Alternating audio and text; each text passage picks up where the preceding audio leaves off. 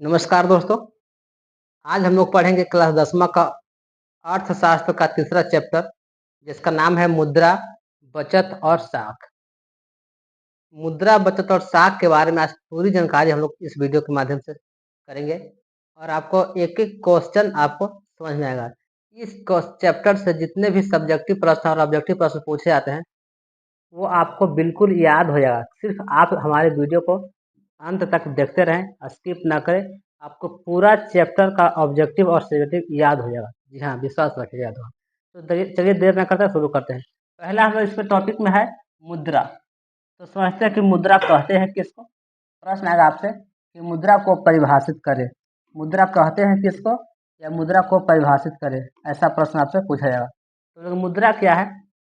कोई भी वस्तु जो सरकार के द्वारा मुद्रा के रूप में घोषित किया जाता है उसे मुद्रा कहते हैं। मतलब कोई भी वस्तु है जो सरकार के द्वारा उसको मुद्रा के रूप में घोषित करता है कि सरकार कह देगी कि यह मुद्रा है, किसी चीज को मुद्रा के रूप में कहा जाएगा, माना जाएगा, तो उसके मुद्रा कहते हैं।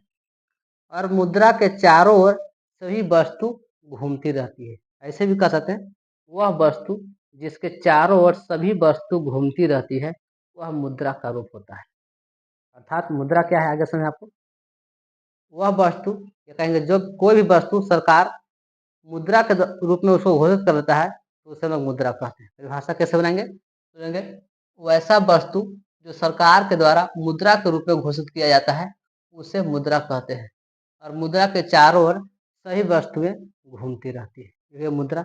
अब देखिए मुद्रा के कार्य क्या है, मुद्रा करता क्या है भाई। तो हम मुद्रा के कार्य को लिखे, प्रश्न आ सकता है आपसे, पूछे कि मुद्रा के कार्य को लिखें। तो मुद्रा के चार कार्य हैं, पूछे मुद्रा के कार्य को लिखें। लिए मुद्रा के निम्नलिखित चार कार्य हैं, मतलब मुद्रा के प्रमुख चार काम हैं। मुद्रा के काम कितने हैं? चार गो। पहला काम बोलेंगे विनिमय, दूसरा बोलेंगे मापन, तीसरा संचय, चौथा भुगतान। मुद्रा के चार कार्य हैं महान: विनिमय, मापन, संचय, भुगतान। ये मुद्रा के चार काम है। अब चारों को समझते हैं। पहला है मुद्रा के द्वारा किसी वस्तु का विनिमय का कार्य किया जाता है। विनिमय विनिमय करना मतलब एक वस्तु से दूसरा वस्तु के एक्सचेंज करना। जैसे हमारे पास कोई एक वस्तु, जैसे मानते गेहूं है, उनके पास चावल है, तो बदलना हम चाहते हैं कितना हम गेहूं देंगे वो हमें कितना चावल देगा। इसके लिए पहले एक रुपया तय हुआ कि गेहूं इतना रुपये है, चावल इतना रुपये है। अब इतना रुपये का गेहूं देंगे, वह उतना रुपये का वो चावल देगा। तो मुद्रा की सहायता से एक्सचेंज करना आसान हो गया। और नहीं रहता तो सोचिए कितना हम देते गेहूं, कितना कहता कितना हमारे पास है गेहूं, आपके पास चावल नहीं है तो हम आपको गेहूं कम देंगे, चावल आपसे ज़्यादा ले लेंगे। ऐसा हो सकता है चेंज करने के लिए। दूसरा काम है मापन। मुद्रा के द्वारा किसी वस्तु या सेवा का मूल्य मापन किया जा सकता है। दूसरा काम मापन, पहला था विनिमय, दूसरा हो गया मापन। मुद्रा के द्वारा किसी वस्तु या सेवा का मूल्य मापन कर सकते हैं, मूल्य निर्धारित कर सकते हैं, तय कर सकते हैं कि यह वस्तु है कितना का होगा, कोई वस्तु है उसका मूल्य कितना होनी चाहिए। तो वह मुद्रा की सहायता से उसके मूल्य का मापन कर सकते। जैसे कोई सब्जी किना, वो सब्जी कैसे किलो है, कैसे किलो होनी चाहिए, कोई अनाज कैसे किलो है, कैसे किलो होनी चाहिए। इसको मुद्रा की सहायता से हम वस्तु को मापते हैं, उसका मूल्य मापन करते हैं। तो पहला था विनिमय, दूसरा था मापन, तीसरा है संचय, संचित कर रखना। मुद्रा को भविष्य के लिए संचित किया जा सकता है, मुद्रा को भविष्य के लिए संचित किया जा सकता है। तीसरा काम हो गया संचय करना, मतलब मुद्रा को हम अपने भविष्य के लिए आगे आने वाले 4 साल 5 साल के लिए हम फिक्स डिपॉजिट बैंक में जमा कर देंगे। वो हमें अगला उसका आने के लिए उतना दिन आने के बाद हम उस मुद्रा को निकाल सकते हैं। ऐसे हम अनाज को या वस्तु को रखेंगे उतना दिन तक नहीं रह पाएगा, शायद वह खराब हो जाए, किसी कारण से सड़ जाए, गल जाए, वह नहीं रह पाएगा। लेकिन मुद्रा को हम उतना दिन तक भविष्य के लिए संचित रख सकते हैं। तो तीसरा संचय। अगला है भुगतान। मुद्रा के द्वारा किसी वस्तु का भुगतान किया जा सकता है। जैसे हम कोई वस्तु उसको से किने, हम चाहते हैं कि उसको पैसा दे दें तो पैसा देते हैं, लीजिए इतना पैसा लीजिए, वस्तु और लीजिए पैसा ले लीजिए, वस्तु लीजिए पैसा लीजिए, वस्तु लीजिए पैसा दे दीजिए। तब किसी वस्तु का भुगतान किया जा सकता है। तो मुद्रा के चार काम हो गया: विनिमय, मापन, संचय, भुगतान। विनिमय का कारण मुद्रा के सहायता से किसी वस्तु का विनिमय काम किया सकता है, आदान प्रदान कर एक वस्तु से दूसरा वस्तु को दे सकते हैं। दूसरा मापन, किसी वस्तु का मूल्य तय कर सकते हैं कि इसका मूल्य इतना होना चाहिए, इतना मूल्य होना चाहिए। मापन हो गया संचय, मुद्रा को भविष्य के लिए संचित कर सकते हैं, भविष्य में आने वाले समय के लिए इसको हम रख देंगे कि आगे आए और हमें आवश्यकता होगा तो हम उससे उपयोग करेंगे। अगला भुगतान, मुद्रा की सहायता से किसी वस्तु या सेवा का मूल्य का भुगतान कर सकते हैं। कोई से हम वस्तु किने उसको पैसा दे दिए, सेवा किने उसको पैसा दे दिए, तो मुद्रा एक काम हो गया। मुद्रा देख लिए, मुद्रा एक कार्य देख लिए। अगला देखते हैं, अगला है मौद्रिक प्रणाली किसे कहते हैं। देखिए, जब मुद्रा की सहायता से हम मुद्रा की सहायता से किसी वस्तु का आदान प्रदान करते हैं तो उसे हम मौद्रिक प्रणाली कहते हैं। परिभाषा कहा गया, वैसा प्रणाली जिसमें मुद्रा की सहायता से किसी वस्तु का आदान प्रदान किया जाता है उसे मौद्रिक प्रणाली कहते हैं। एक किसी वस्तु का आदान प्रदान करेंगे और वह मुद्रा की सहायता से करेंगे तो उसे मौद्रिक प्रणाली कहते हैं। एक वस्तु दूसरे वस्तु मुद्रा की सहायता से करेंगे तो उसे क्या बोलेंगे, मौद्रिक प्रणाली कहते हैं। मतलब हम लोग अभी जिस दौर में जी रहे हैं उस दौर में मुद्रा का इस्तेमाल होता है और मुद्रिक इसी को हम लोग मौद्रिक प्रणाली कहते हैं। मतलब मुद्रा की सहायता से हम किसी वस्तु का आदान प्रदान करते हैं। दूसरा है वस्तु विनिमय प्रणाली। वस्तु विनिमय प्रणाली क्या है? सोचिए, जब मुद्रा नहीं होगा, मुद्रा नहीं रहेगा या मुद्रा नहीं हो, जिस समय प्राचीन समय मुद्रा नहीं था तो क्या होता था? मुद्राएं नहीं थी तो बहुत समस्या होती थी, तो उसी को कहा गया वस्तु विनिमय प्रणाली। जब मुद्रा नहीं था तो उस समय एक वस्तु से दूसरे वस्तु को आदान प्रदान करते थे तो उसी को बोलते थे वस्तु विनिमय प्रणाली। कहेंगे वैसा प्रणाली जिसमें जिसमें बिना मुद्रा की सहायता से, मुद्रा नहीं है, बिना मुद्रा की सहायता नहीं लेना है, तो बिना मुद्रा की सहायता से किसी वस्तु का आदान प्रदान करते हैं तो उसे हम लोग मौद्रिक प्रणाली कहते हैं। वैसी प्रणाली जिसमें बिना किसी मुद्रा की सहायता से किसी वस्तु का आदान प्रदान करते हैं तो उसे हम लोग बोलते हैं वस्तु विनिमय प्रणाली। आज हम लोग सामान्यतः अपने आसपास पड़ोस घरों में ही वस्तु विनिमय प्रणाली का उदाहरण अच्छा खासा देखते हैं। जैसे किसी के यहाँ, जैसे हमारे यहाँ चावल नहीं है तो हम क्या करते हैं, उनके यहाँ से चावल लाते हैं और उनके बदले में कुछ दूसरा वस्तु दे देते हैं, तो आदान प्रदान कर लिए कि लीजिए इतना चावल आपसे लिए थे, इतना हम आपको गेहूँ दे दे रहे हैं। या ऐसा भी होता है कभी कभी किसी के हम सेवा किए, काम किए, तो उस काम के बदले में पैसा न दे करके वह हमें क्या दे दिए, वह हमें वस्तु दे दिए, तो वह वस्तु से आदान प्रदान कर लिया। मतलब एक वस्तु दूसरा वस्तु में वस्तु और सेवा का आदान प्रदान किया। बिना मुद्रा की सहायता से वस्तु और सेवा का आदान प्रदान करते हैं। जैसे कोई काम करने गए किन्हीं के यहाँ तो वह पैसा के बदले में वस्तु उनको दे दिया, तब उसी को हम लोग बोलेंगे वस्तु विनिमय प्रणाली। तो मतलब मुद्रा नहीं है तो हम वस्तु या सेवा का इस्तेमाल करते हैं वस्तु या सेवा की सहायता से। जैसे किसी के यहाँ गए धान रोपने के लिए, वो हमें चावल दे दिया, गेहूँ दे दिया, तो वह वस्तु विनिमय प्रणाली का रूप हो गया। मतलब ऐसा प्रणाली जिसमें बिना मुद्रा की सहायता से किसी वस्तु का आदान प्रदान करते हैं तो उसमें बोलते हैं वस्तु विनिमय प्रणाली। दो गो प्रणाली हो गया, मौद्रिक प्रणाली, दूसरा वस्तु विनिमय प्रणाली। अगला हम लोग प्रश्न देखिए, अगला प्रश्न क्या कहता है, अगला है वस्तु विनिमय प्रणाली की कठिनाई को लिखना है। वस्तु विनिमय प्रणाली के कठिनाई या दोष को लिखना है। दोष खराबी क्या है? प्रश्न रहेगा कि वस्तु विनिमय प्रणाली के दोष या कठिनाई को लिखे। जब वस्तु विनिमय प्रणाली उस समय था तो उस समय कौन कौन सी परेशानियां लोगों को झेलना पड़ता था, उन्हीं परेशानियों को चर्चा कर रहे हैं। तो समझते हैं कौन कौन परेशानी था, उस परेशानी पर चर्चा कर। देखे, मुद्रा नहीं था तो मुद्रा के जो जो काम होगा वो परेशानी आ जाएगा। जिस जिस जिस मतलब जो जो हम काम मुद्रा की सहायता से करते थे वह काम मुद्रा की सहायता से नहीं होगा तो परेशानी आ जाएगा। जैसे पहला, मूल्य मापन की समस्या। मूल्य मापन की समस्या, किसी वस्तु जब मुद्रा नहीं होगा तो हम किसी वस्तु का कैसे मूल्य निर्धारण कर सकते हैं कि यह वस्तु कैसे। सोचिए कि मुद्रा नहीं है, कुछ देर के लिए सोच लीजिए मुद्रा नहीं है तो कैसे पता करेंगे गेहूं कैसे है, चावल कैसे है, आटा कैसे होगा, चना कैसे होगा, सोच भी नहीं पा सकते हैं कैसे हम बदला बदली करेंगे। तो यही है मूल्य मापन की समस्या। किसी वस्तु का हम मूल्य निर्धारण नहीं कर सकते थे कि कैसे होगा। इसे और थोड़ा सा उदाहरण देकर समझ, जैसे किसी व्यक्ति को बस से यात्रा करना होगा, तो सोचिए मुद्रा नहीं था, नाव से जाना होता, बस थोड़ी नाव, एक नाव पार करना होता, तो नाव जो पार करने वाले व्यक्ति होते थे तो वो कैसे मूल्य तय करेंगे कि हम कितना गेहूं लेंगे, कितना चावल लेंगे, कितना चना लेंगे, कितना हम मसूर लेंगे, तब हम आपको इस पार से उस पार नाव के द्वारा छोड़ देंगे। बहुत परेशानी होती, तो वो हर अपना रेट लिखते थे कि इतना गेहूँ, इतना चावल, इतना दाल, इतना आटा, इतना ऐसे लिखते होंगे। तब मतलब वह मूल्य तय नहीं करते होंगे। तो पहला है मूल्य मापन की समस्या, मूल्य माप नहीं सकते होंगे कि कौन कितना है, सबका लिखना पड़ता, सब बताना पड़ता कि ये इतना, ये इतना, अगर इतना वस्तु मतलब इतना भर कर डिब्बा से रखते होंगे। दूसरा, संचय की समस्या। जब मुद्रा नहीं था तो किसी वस्तु को संचय करना एक कठिन काम हुआ। संचय की समस्या हो सकता है। संचय मतलब जमा करना, कोई वस्तु को हम रख सकते हैं आगे आने वाले समय के लिए, 4 साल, साल भर तो मान रख सकते हैं किसी भी फोटो उठो के। अगर मान के रखना है 4 साल, 5 साल, 3 साल रखना होगा तो कैसे रख पाएगा, उसको घून लग जाएगा, खराबी आ जाएगा। तीसरा समस्या है संचय की समस्या। अगला स्थानांतरण की समस्या। स्थानांतरण करने की समस्या मतलब एक स्थान दूसरे स्थान पर जाना, स्थानांतरित करना, क्या करना, स्थानांतरित करना। चौथा विभाजन की समस्या। विभाजन कैसे हम करेंगे, जैसे हम बंटवारा करना होगा, जैसे 2 भाई में बंटवारा करना होगा तो कैसे हम बंटवारा करेंगे, कैसे निर्धारित करेंगे कि कौन कितना होगा। इस मतलब एक वस्तु है, उस वस्तु को विभाजन करना होगा तो कैसे बांटेंगे। जैसे वस्तु है, मुद्रा नहीं, तो कैसे सोचें, अब कैसे बंटवारा करेंगे 2 भाई में। जैसे जैसे आप समझ लीजिए उदाहरण, गाय है, गाय को बंटवारा कैसे करेंगे, मुद्रा नहीं है, कैसे तय करेंगे, तो समस्या होगा। फिर कहानी वाला हिस्सा वाला खान हो जाएगा, दिन में आप रखेंगे, रात में रखेंगे, या तो आगे वाला आप रखेंगे पीछे वाला, ऐसा हो जाएगा। नियमन से बंटवारा नहीं हो सकता है। तो मुद्रा के देखा जाए वस्तु विनिमय प्रणाली के दोष क्या क्या है। वस्तु विनिमय प्रणाली के 4 दोष। पहला, मूल्य मापन की समस्या, संचय की समस्या, स्थानांतरण की समस्या, विभाजन की समस्या, 4 गो समस्या। यानी आप भी हो सकता है प्रमुख रूप से वस्तु विनिमय प्रणाली के दोष निम्नलिखित है। पहला, मूल्य मापन की समस्या, संचय की समस्या, स्थानांतरण की समस्या, विभाजन की समस्या। ठीक है, मौद्रिक प्रणाली के दोष या कठिनाई।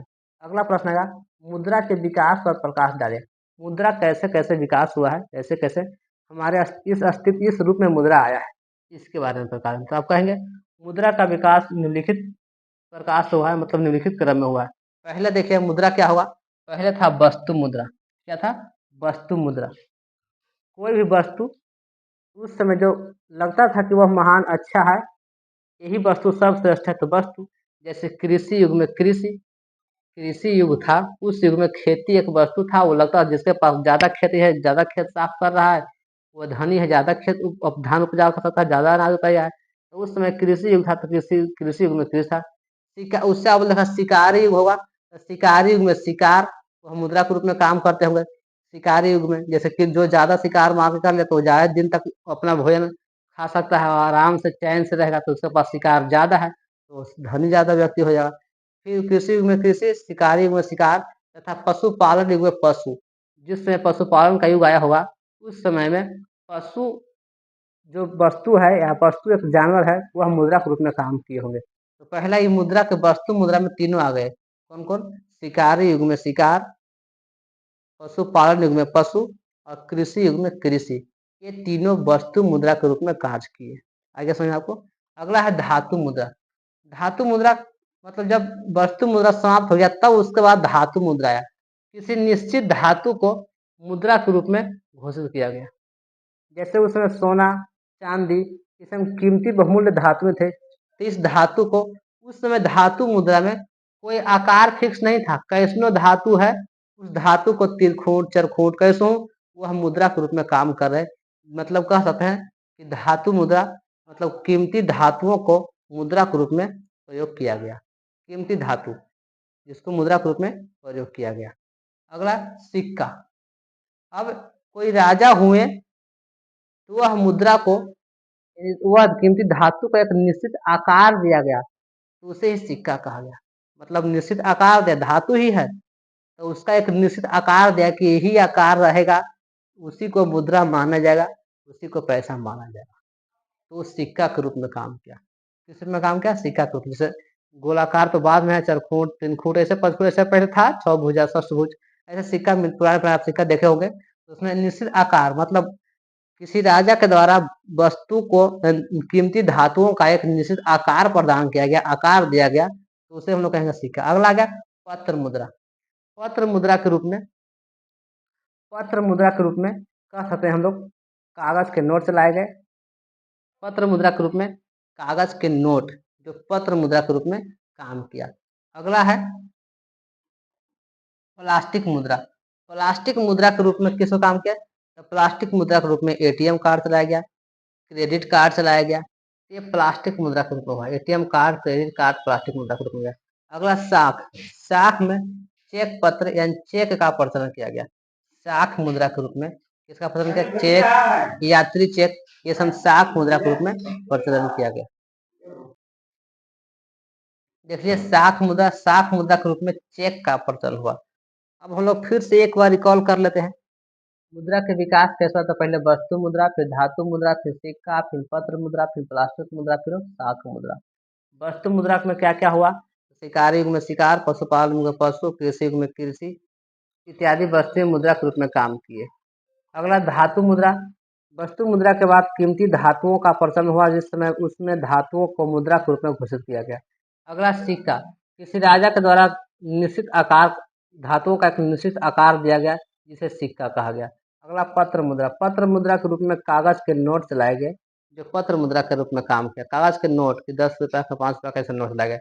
अगला प्लास्टिक मुद्रा। प्लास्टिक मुद्रा के रूप में एटीएम कार्ड, क्रेडिट कार्ड इत्यादि का प्रचलन किया गया। ATM card, credit card plastic मुद्रा का रूप है। अगला शाख मुद्रा। शाख मुद्रा के रूप में चेक का प्रचलन किया गया। चेक, बैंक में आप जाते हैं, खाता उता खुलवाते हैं, तो जितना पैसा आप जमा रहता है बैंक में उतना का चेक देता है। चेक देता है आपको कि आपके पास पैसा है, तो चेक साइन करिए, आप पैसा किसी को आप ट्रांसफर कर सकते हैं, चेक के द्वारा दे सकते हैं। तो चेक हो गया। ये था मुद्रा के विकास कैसे कैसे हुआ। अब इसके बाद भी शाख मुद्रा के बाद भी एक और आ गया है, ई मुद्रा कह सकते हैं, इलेक्ट्रॉनिक मुद्रा कह सकते हैं। इसमें फोन पे, गूगल पे इत्यादि का प्रचलन हुआ है। जैसे फोन पे हुआ है, गूगल पे हुआ है, इस सब कौन से मुद्रा है? इस सब में से कोई मुद्रा नहीं होगा। फोन पे, गूगल पे, पेटीएम, ये सब में से कोई मुद्रा नहीं है। इलेक्ट्रॉनिक मुद्रा कह सकते हैं। वो इलेक्ट्रॉनिक मुद्रा है, उसको हम लोग वैल्यू देते हैं उसको। अभी सब मुद्रा का प्रचलन कम हो गया, उसी का मुद्रा का प्रचलन ज्यादा हुआ है। इसमें एक और नेक्स्ट लिख सकते हैं, इलेक्ट्रॉनिक मुद्रा। इलेक्ट्रॉनिक मुद्रा, ये मुद्रा भी कहते हैं इलेक्ट्रॉनिक मुद्रा। चलिए अगला प्रश्न देखते हैं, आगे क्या मिलेगा आपको। अगला हम समझते हैं, जब हम मुद्रा के विकास देख लिए, तब इसमें प्रश्न आता है कि मुद्रा का विकास जो था कैसा कैसा, वो तो इसमें लिख दिए हैं। देखिए मुद्रा के विकास लिखा हुआ है। मुद्रा वस्तु मुद्रा था, देखें शिकार युग में शिकार, पशुपालन युग में पशु तथा कृषि युग में कृषि का मुद्रा के रूप में कार्य किया। धातु मुद्रा, धातु मुद्रा के रूप में कीमती वस्तुएं धातुएं जैसे सोना चांदी आदि मुद्रा के रूप में काम किए। सिक्का, किसी राजा के द्वारा वस्तुओं का निश्चित आकार प्रदान किया गया, जो सिक्का के रूप में काम किया। अगला पत्र मुद्रा, पत्र मुद्रा के रूप में कागज के नोट का प्रचलन हुआ। प्लास्टिक मुद्रा के रूप में एटीएम कार्ड, क्रेडिट कार्ड इत्यादि का प्रचलन किया गया। शाख मुद्रा के रूप में चेक का प्रचलन किया गया। आगे देखिए परिभाषा लिख देते हैं। अगला आता है प्रश्न है कि एटीएम कार्ड क्या है। हमने प्लास्टिक मुद्रा में देखे कि एटीएम कार्ड क्या है, एटीएम का है। एटीएम को प्रश्न है, एटीएम कई बार पूछा गया एटीएम क्या है, तो बोलेंगे एटीएम का पूरा नाम स्वचालित टेलर मशीन है। स्वचालित टेलर मशीन कहते, ऑटोमेटिक टेलर मशीन कह सकते हैं।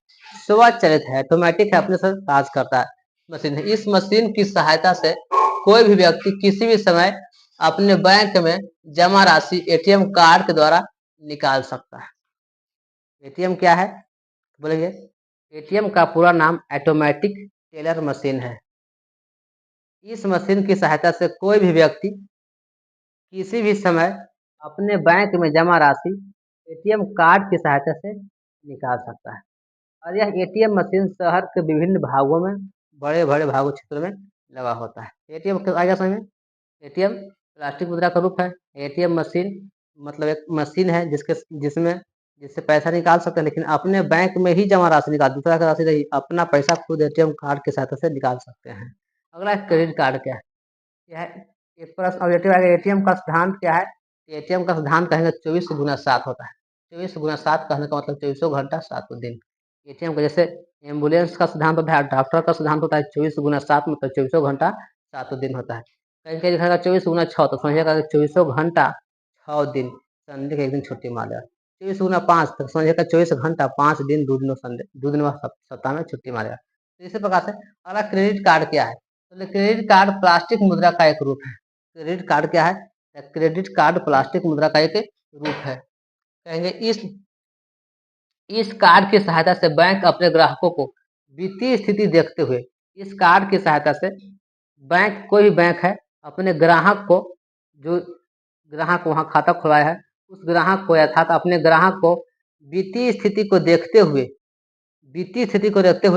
साख का एक रकम निर्धारित करता है। देखता है कि वह व्यक्ति कैसा है, नौकरी करता है, क्या करता है, इनका दैनिक, इनका मंथली इनकम कितना है, तो देखते हुए हमें साख का एक रकम निर्धारित करता है। कहता है कि आपके पास जब पैसा खत्म होगा तो आप 10 लाख, 5 लाख, 2 लाख, 1,000, 10,000, 20,000 इतना पैसा आप पैसा न रहने पर भी उपयोग कर सकते हैं। उस कार्ड में आपका वैल्यू रहेगा। तो कहेंगे रकम निर्धारित करता है, जिससे वह व्यक्ति इस कार्ड की सहायता से निकाल सकता है। मतलब क्रेडिट कार्ड से क्रेडिट कार्ड क्या था? क्रेडिट कार्ड एक प्लास्टिक मुद्रा का रूप है। प्लास्टिक मुद्रा का रूप है। इस कार्ड की सहायता से मतलब क्या है? इस कार्ड की सहायता से बैंक अपने ग्राहकों को इस कार्ड की सहायता से बैंक अपने ग्राहकों को वित्तीय स्थिति को देखते हुए एक साख का रकम निर्धारित करता है, जिससे व्यक्ति वह किसी भी समय इस कार्ड की सहायता से निकाल सकते। जैसे हमारे पास क्रेडिट कार्ड है, तो क्रेडिट कार्ड बनवाते समय हमसे बैंक डिटेल ले लेगा। जैसे बैंक फॉर्म भरवा पूछेगा कि आपका मंथली इनकम कितना है, आप सैलरीड पर्सन है अर्थात जॉब वाले पर्सन है कि आप सेल्फ इंडिपेंडेंट है मतलब आप खुद अपना रोजगार करते हैं। इसे देखते हुए आपको एक क्रेडिट कार्ड करेगा, और क्रेडिट कार्ड में एक मुद्रा भेद करेगा कि आपके पास जब पैसा बैंक में खत्म हो जाए, आपका बैंक पैसा खत्म है या ना उससे मतलब नहीं है, आपके पास पैसा रहे या ना रहे, तो आप इस क्रेडिट कार्ड वाला पैसा का उपयोग करते हैं। क्रेडिट कार्ड में आपको पैसा दिया जाता है। जैसे स्टूडेंट क्रेडिट कार्ड एक प्रकार क्रेडिट कार्ड है, आपके पास पैसा है या नहीं, परिवार के पास है या नहीं है, तो सरकार आपको पैसा देती है क्रेडिट कार्ड के ऊपर कि आप इस क्रेडिट कार्ड की सहायता से आप निकाल सकते हैं। तो हो गया स्टूडेंट क्रेडिट कार्ड। एक होता है किसान क्रेडिट कार्ड, वो भी क्रेडिट कार्ड है, जिसमें वह सरकार किसानों को पैसा सरकार तय करती है, देता है, और वह किसानों को देता है खेती करने के लिए। तो हो गया किसान क्रेडिट कार्ड। तो इस तरह से क्रेडिट कार्ड होता है, इसमें बैंक व्यक्ति के वित्तीय स्थिति को देखते हुए पैसा देता है, और पैसा का इस्तेमाल कर सकता है, इस्तेमाल करता है, फिर उसको वापस में भर सकता है। तो ये हो गया क्रेडिट कार्ड। अगला देखिए, क्रेडिट कार्ड के बाद प्रश्न क्या है? साख को परिभाषित करें। पूछेगा साख क्या है या साख को परिभाषित करें, तो कहेंगे साख का अर्थ विश्वास होता है। प्रश्न पूछेगा आपसे कि साख का अर्थ होता है, तो बोलिएगा साख का अर्थ विश्वास होता है। तो कहेंगे यह एक प्रकार का विनिमय का कार्य है। साख एक प्रकार का विनिमय का कार्य है जो भुगतान के बाद समाप्त होता है। साख मतलब विश्वास, किसी से पैसा लिए तो पैसा हम लिए तो विनिमय काम होगा, हम उसको पैसा देंगे तभी वह साख हमारे बराबरी आएगा कि हाँ आपने हमें साख दिया, हमने आपको लौटा दिया। जैसे आप किसी वस्तु लिए तो हमको लिए बिना पैसा से लिए, फिर वस्तु लौटा दिया तो साख हो गया। साख का मतलब विश्वास, विश्वास या विनिमय का काम है। बस विनिमय काम या भुगतान के बाद समाप्त होता है। ऐसा समझे साख क्या है? साख का अर्थ विश्वास होता है। यह एक विनिमय का कार्य है जो भुगतान के बाद समाप्त होता है। साख मतलब विश्वास। अब साख पत्र क्या है? उदाहरण सहित लिखे। साख पत्र वैसे पत्र को कहते हैं जो मुद्रा पत्र की तरह कार्य करता है। साख पत्र क्या है? साख पत्र वैसे पत्र को कहते हैं जो मुद्रा पत्र की तरह कार्य करता है, जैसे चेक, बैंक ड्राफ्ट इत्यादि। ये सब साख पत्र का उदाहरण है। चेक, यात्री चेक, बैंक ड्राफ्ट, ये सब किसका उदाहरण है? तो बोलेंगे साख पत्र का उदाहरण है। विश्वास का, चेक दिए विश्वास पत्र है, चेक वाला है। हमने किसी को साइन करके दे दिया चेक, विश्वास है कि हम उसको दिए इतना पैसा, अपना पैसा बैंक से निकाल लेगा। फिर हमको हम दे दिए, काम क्या हुआ तब? ये चेक हो गया, बैंक ड्राफ्ट हो गया इत्यादि। अगर साख को निर्धारित करने वाला कारक लिखे। साख को निर्धारित कैसे किया जा सकता है? साख का निर्धारित कैसे, मतलब साख कैसे कैसे हम किसी व्यक्ति को कर्जा देंगे, या किसी व्यक्ति को कर्जा देगा, किससे कर्जा लेगा, इसके लिए क्या क्या सीमाएं हो सकता है, तो उसी को कहते हैं साख को निर्धारित करने वाले कारक। तो कहेंगे साख को निर्धारित करने वाले कारक निम्नलिखित हैं। साख को निर्धारित करने वाले 3 कारक हैं। पहला कारक है साख लेने वाले व्यक्ति का चरित्र। साख को निर्धारित करने वाला कारक पहला है साख लेने वाले व्यक्ति का चरित्र। मतलब जो साख ले रहा है किसी से, मतलब पैसा ले रहा है, कोई वस्तु ले रहा है, तो उसका चरित्र कैसा है? जो व्यक्ति मांगने आया है उस व्यक्ति का चरित्र कैसा है? यह पैसा लेकर देता नहीं है, नशेड़ी है, गंजेड़ी है, तो उसको कोई साख नहीं देगा। मतलब उस व्यक्ति को साख नहीं मिलेगा क्योंकि उसका चरित्र खराब है, इसे साख नहीं होता। पहला हो गया साख लेने वाले व्यक्ति का चरित्र। दूसरा कारण है साख लेने वाले व्यक्ति का संपत्ति। जो साख लेने आया है उस व्यक्ति का संपत्ति कितना है। मान लीजिए कि कितना पैसा हमसे कर्जा है, 1 लाख मांग रहा है, 2 लाख मांग रहा है, 50 मांग रहा है, उसके पास संपत्ति कितना है, वापस लौटाएगा कैसे वो? उसके बदले में कुछ हम उसको रखेंगे तब ना। तो वो हो गया साख लेने वाले व्यक्ति का संपत्ति, उसका संपत्ति कितना है। अब कोई भिखमंगा है, वो कहेगा हमको 50,000 रुपये दीजिए, हम लौटा दें, तो उसको कौन देगा? उसके पास संपत्ति ही नहीं है। और कोई मतलब जिसके पास पैसा उतना नहीं है, वो पैसा किसी को और से उतना मांगने आता, कोई नहीं देगा क्योंकि उसके पास उतना संपत्ति नहीं है कि लौटा सकता है। साख लेने वाले की संपत्ति। अगला साख लेने की रकम। साख लेने की रकम मतलब कितना पैसा वो मांग रहा है, ये भी निर्धारित करता है। जैसे मान लिया कि कितना 10 मांग ले, 20 मांग ले, दे दो, कोई दिक्कत नहीं, खाना खा लो। लेकिन वही व्यक्ति स्टेशन पर मांग रहा है और साख के रूप में मांग रहा है 500 रुपये दीजिए, 1000 रुपये, कोई देगा? उसको नहीं देगा क्योंकि उस साख की रकम ज्यादा हो जाता है। साख लेने वाले की रकम, जैसे बाजार में कहीं गए, कोई व्यक्ति कोई मांग रहा है, देखो भैया ऐसे मुझे चाहिए 5,000 रुपये काम है, 2,000, कोई देगा नहीं। हाँ, कहेगा 50 रुपये का दीजिए, कोई दिक्कत नहीं, मोबाइल तो आया, दे देते हैं। तो वही साख लेने वाला का हो जाएगा रकम। अगला, साख की अवधि, कितना समय के लिए वो ले रहा है, कितना समय के लिए वो ले रहा है, जैसे लौटाएगा वो हमें तब ना साख समाप्त होगा। कितना समय के लिए ले रहा है, साल भर के ले रहा है, 6 महीने के ले रहा है, 2 महीने के ले रहा है, 10 दिन के ले रहा है। साख लेने की अवधि, कोई कहा कि 50 साल के बाद आपको लौटा देंगे, दीजिए 10 दिन, 50 मतलब 500 रुपया दीजिए, 50 साल के बाद लौटाएंगे, तो आप कैसे लगा, 50 साल में तो हम मर ही जाएंगे, अब पैसा लेके क्या करेंगे, तो पैसा रख ही लो। ऐसा हो सकता है। साख लेने की अवधि कितना दिन तक मिल रहा है, तो साख को लिहाज करने वाले कारक कौन कौन है। पहला, साख लेने वाले व्यक्ति का चरित्र। दूसरा, साख लेने की संपत्ति। साख की रकम। तीसरा, साख की अवधि। तो साख लेने वाले व्यक्ति का चरित्र, साख की रकम, साख लेने की संपत्ति, साख की अवधि, ये था साख को लिहाज करने वाला कारक। अब अगला लास्ट पे आते हैं। लास्ट में क्या है, बचत क्या है। लास्ट प्रश्न आपको मिला, बचत क्या है, तो बोलेंगे आय का वह भाग जो चालू वस्तु पर खर्च किया जाता है, उसे हम लोग उपभोग कहते हैं। आय का वह भाग मतलब इनकम, जो पैसा कमाए उसका वह भाग जो चालू वस्तु पर खर्चा किए, तो वह उपभोग कहलाता है। और आय और उपभोग का अंतर बचत कहलाता है। कोई व्यक्ति कितना पैसा कमा रहा है, कितना खर्च कर रहा है, दोनों में से घटा देंगे तो उसका कहलाएगा बचत कहलाएगा। बचत मतलब कितना बचाएं, कमाएं, उसमें से खर्चा कितना किए घटा देते हैं, जितना बचा वो बचत कहलाता है। समझ में, फॉर्मूला होता है बचत बराबर आय माइनस उपभोग। उपभोग मतलब जो चालू वस्तु पर खर्च किया था। पूछेगा उपभोग क्या है, वो आय का वह हिस्सा जो चालू वस्तु पर खर्चा किया था, वो उपभोग कहलाता है। अब कुछ देश का मुद्राएं हैं जो दिए हैं आपको, प्रैक्टिस सेट में मिल जाएगा। जैसे प्रैक्टिस सेट में पूछा जाता है, देश और उसका मुद्रा। भारत का मुद्रा आप जाने रुपया, पाकिस्तान का भी रुपया है, बांग्लादेश का भी टका है, अमेरिका का डॉलर है, रूस का रूबल है, चीन का युआन है, नेपाल का रूपा है, अफगानिस्तान का अफगानी है।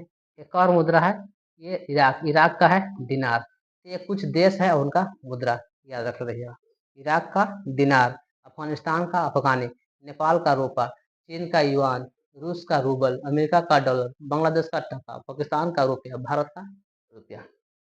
विश्वास करते हैं कि आप लोग का पूरा यह चैप्टर समझ आया होगा। अब आपसे यह इस चैप्टर का कोई प्रश्न बिहार बोर्ड में नहीं छूटेगा। यदि आप नए हैं तो हमारे इस चैनल का सब्सक्राइब कर लें। आपको इस तरह से हर चैप्टर का वन शॉट के रूप में हम एक नए वीडियो अपलोड कर देंगे। तब तक के मिलते हैं अगले वीडियो में। धन्यवाद।